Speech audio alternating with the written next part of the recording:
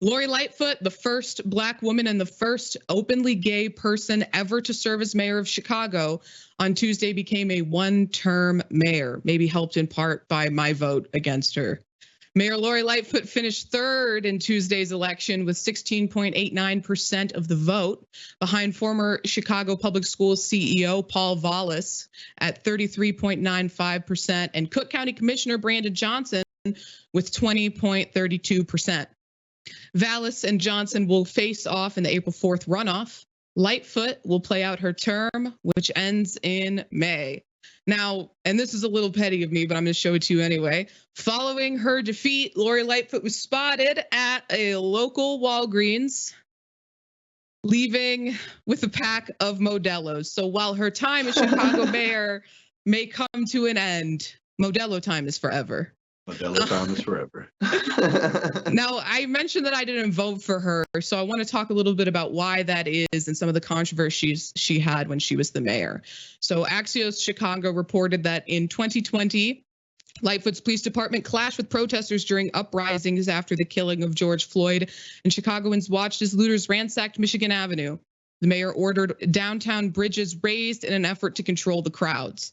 Lightfoot battled over a contract with Chicago Teachers Union early in her term and presided over an 11-day teachers strike.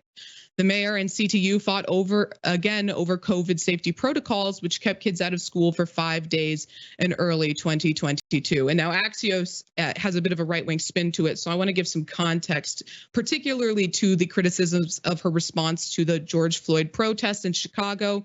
They mentioned that she raised the bridges downtown. She also issued a mandatory curfew. Now, for anyone familiar with Chicago's Loop, it's only accessible by those bridges and one footbridge. And she gave maybe 30 minutes of warning for the people to leave before they would get arrested for violating the curfew. So essentially, in tandem with the Chicago Police Department, she trapped the protesters there and then allowed the police to corral them and arrest them. So that's where that criticism stems from. And her battles with the Chicago Teachers Union were spite-filled and ongoing throughout her tenure as mayor. Now, I want to get into a bit about the two remaining candidates in the runoff. But before that, Jackson, I want to bring you in with any thoughts on this. Well, I think that, as a political analyst, and, we both do the same thing, sometimes there's a lot of stories or incidences or people that you only know about because you're forced to read for them for work in some type of capacity. And the reason I say that is because Lori Lightfoot never really drew my attention for much of anything other than being the first Black and first openly gay mayor. Other than those two credentials, her personality, her charisma, or lack thereof, or anything along those lines never really made me pay that much attention to her. And interestingly enough, I read that she started this race with like her approval rating in the mid-20s or something like that. And I mean, that just says a lot. What does she really have going for her to keep her in office? It just seemed that people generally didn't like her across the board, both for her policies and just kind of, again, where was her personality? Where was her charisma? She didn't seem like somebody who was really on the front line of anything. So overall, I say that to say she seems to be somewhat of a forgettable candidate, and that's why she lost. Absolutely. It really was in Chicago a weird coming together of everyone across the political spectrum, from the far left to the far right, to hate Lori Lightfoot. I mean, I'm surprised that she even did as well as she did at this election. But so let's then turn to the two remaining candidates in the upcoming runoff race, because their differences could not be more stark when it comes to the future of policing, as well as the future of education. According to CNN, former Chicago Public Schools CEO Paul Vallas has run an uncharacteristically disciplined campaign, singularly focused on this law and order message, decrying the utter breakdown of law and order in Chicago. He wants to add 700 new officers. Vallas also wears his opposition from the teachers union like a badge of honor. Also want to include that it was just a few weeks ago that he said that he's more like a Republican than he is a Democrat. So then let's turn to the very, very different candidate, Brandon Johnson. Brandon Johnson won't commit to filling the 1,700 police vacancies or fully funding the Chicago Police Department's $1.94 billion billion with a B budget.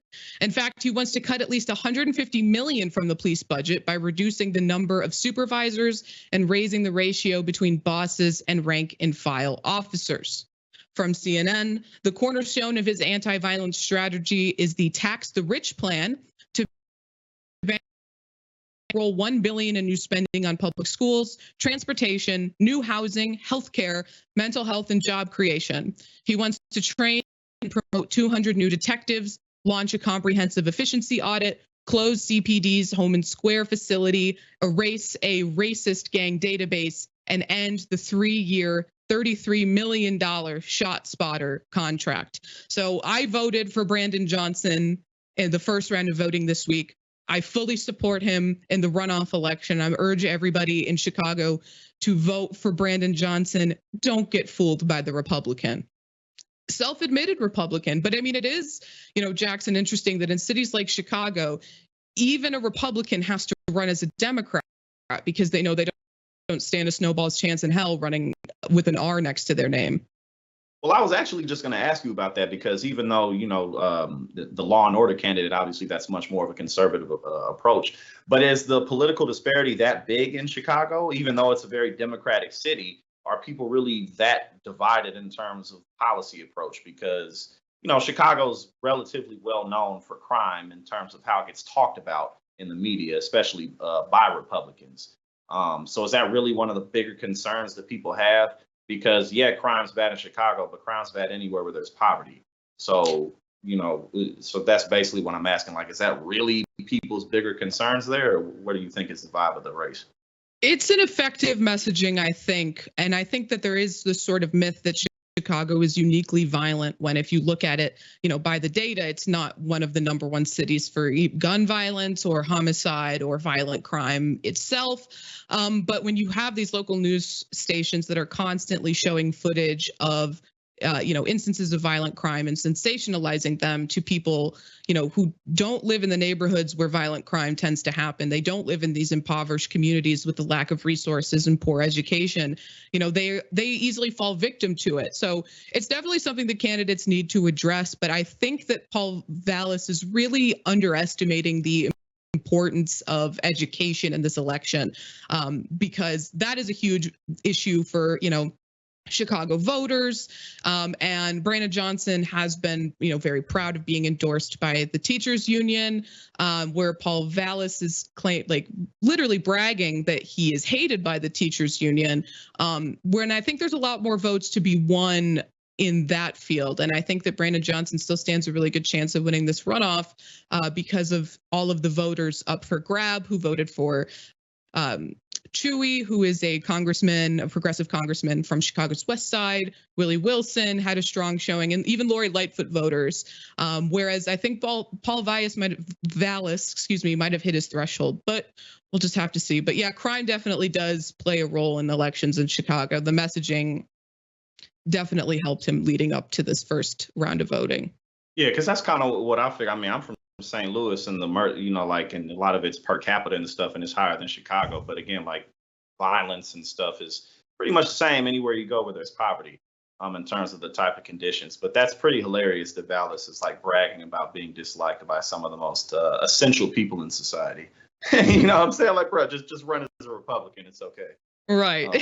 But yeah, this is definitely interesting though. But when I first saw the news about Lori Lightfoot being the first mayor to lose re-election in 40 years, I mean, even without knowing a whole lot about her track record before I looked up to it, I mean, I was like, it's clear. I don't know. People didn't like you. I mean, what else is there to say? If people liked you, that wouldn't have happened. Yeah, absolutely. Well, goodbye, Lori, and I'll urge, everyone who lives in Chicago, please go vote for Brandon Johnson in April. Early vote by mail, go on the day of voting, whatever you can do, vote for Brandon Johnson to keep a Republican out of our mayor's office.